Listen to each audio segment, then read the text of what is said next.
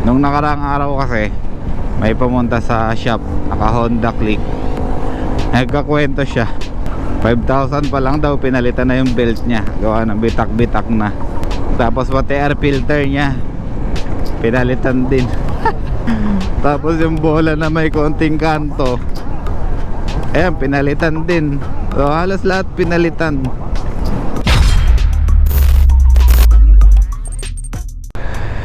Yo Germ, good morning ulit.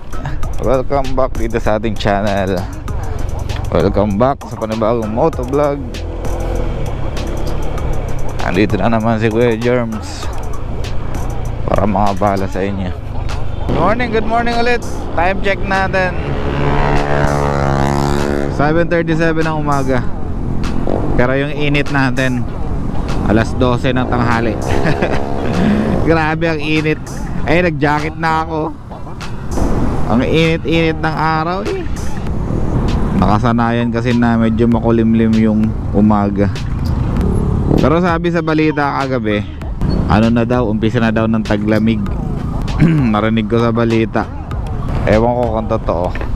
Ano, amihan ba yun? Basta narinig ko lang. Anyway, good morning ulit sa lahat ng mga germs natin dyan. Good morning sa mga followers natin, mga subscribers natin. And maraming salamat sa suporta. Hey! Germs, usapang PMS naman tayo. Ano ba yung PMS? Ano ba ibig sabihin ng PMS? Preventive o periodic? Dalawa kasi yung nababasa ko eh. Isang preventive maintenance, tapos isang periodic maintenance. Ayan. Madami kasing pupunta sa shop magpapa-PMS. Ayan. Pag medyo mahaba-haba na yung tinakbo, ayan, kailangan na natin talagang gawin yan. Kailangan ng mga motor natin yung preventive maintenance or periodic maintenance, no? Kasi diyan tatagal yung buhay ng mga motor natin. Pag mga bago-bago pa naman yung motor, mga from brand new to 5,000, most likely ano lang naman yan, change oil, gear oil, CVT cleaning, CVT check up. Ayan, basta all stock lang. Pag mga 10k na, dyan na, may mga ano na tayo, may mga papalitan na tayo dyan. Like for example, yung ating air filter, yung ibang pyesa ng CVT kapag medyo may mga lumuluwag-luwag na, may mga loose na. Like for example, yung ating slider piece, ayan. Yan yung mga tear and wear na mga pyesa ng CVT natin.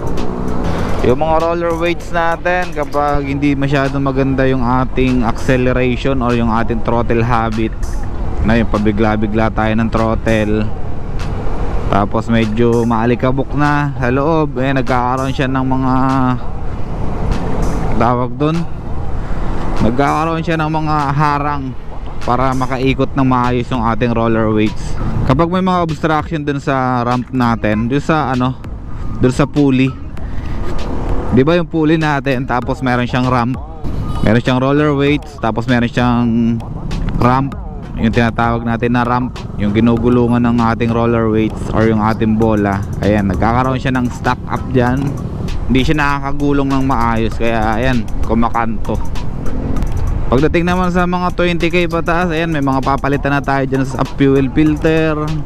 Sa air filter, babalik ulit tayo ng air filter kapag nakagain na ulit siya ng another more or less mga 12,000 or 10,000, yan, mga ganyan.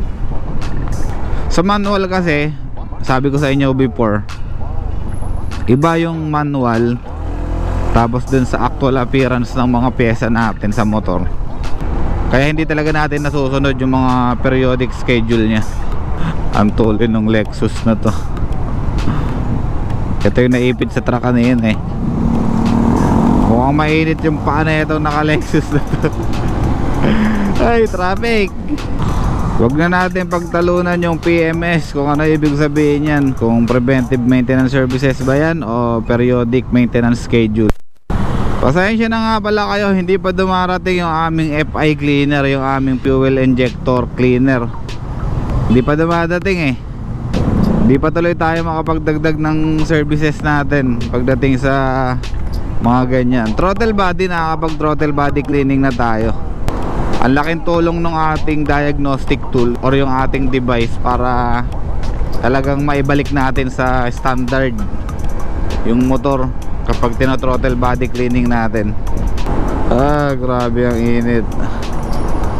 Hindi masamang tumingin tayo dun sa manual natin about dun sa ating periodic maintenance schedule. Pero hindi rin masama na humingi tayo ng payo sa mga mechanic na gumagawa ng mga motor natin. Magkakaiba kasi tayo ng gamit ng motor. Sabi ko nga sa inyo before sa ibang mga vlog ko, magkakaiba tayo ng gamit. Iba-iba yung paggamit natin ng motor, iba-iba yung purpose natin, iba-iba yung location natin, iba-iba yung road condition natin. Kaya hindi natin pwedeng sabihin or mag-stick lang tayo sa periodic maintenance schedule based dun sa manual natin. So kailangan pa rin natin kumuha ng second opinion, third opinion para kahit pa paano hindi naman masayang yung mga pyesa natin.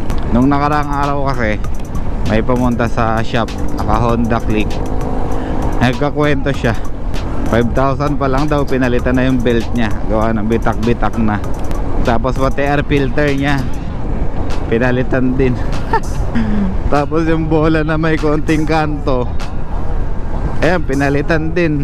So halos lahat pinalitan. Yun yung mga judgment ng ibang tao na walang proper assessment dun sa pyesa. Walang guide. Bakit papalitan ng ganito kaaga? Bakit papalitan ng ganito, ng ganyan? Kaya sabi ko nga sa inyo, yung ating manual, guide natin yan. Basahin natin para meron tayong knowledge, para hindi tayo naiisahan or hindi tayo naloloko ng tao. Pero hindi yun 100% susundin natin. Malinaw yan. Yung 25,000 km odo, timbangin natin sa 5,000 km odo. Sobrang anlayo.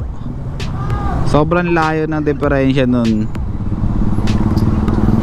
Yung air filter okay pa, acceptable pa. Baka siya nalubog, baka nalubog yung motor niya or anong nangyari, dumumi, nakahigop ng maraming dumi. Walang problema, no question.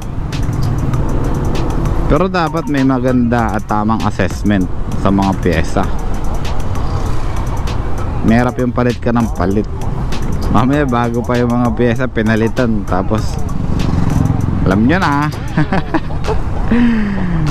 Anyway, ang turo kasi namin sa mga kasama namin, mga mekaniko namin, i-assess nila na maigi yung pyesa, i-assess nila ng maigi yung situation ng motor, yung history,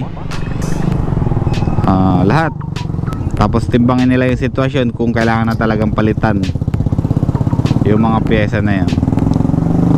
Kasi hindi tayo basta-basta magpapalit ng pyesa kung hindi naman kailangan. Hindi tayo basta-basta magpapalit ng pyesa para lang makabenta tayo. Hindi tayo magpapalit ng pyesa para kumita lang, diba? Mahirap yun. Kailangan fair, kailangan patas lahat. Kung kailangan palitan yung pyesa tapos ayaw palitan ng may-ari, okay lang. Basta inform natin yung may-ari ng motor kung ano yung situation ng motor niya. O ganun lang naman kasimple yun. Pagpalit, palit.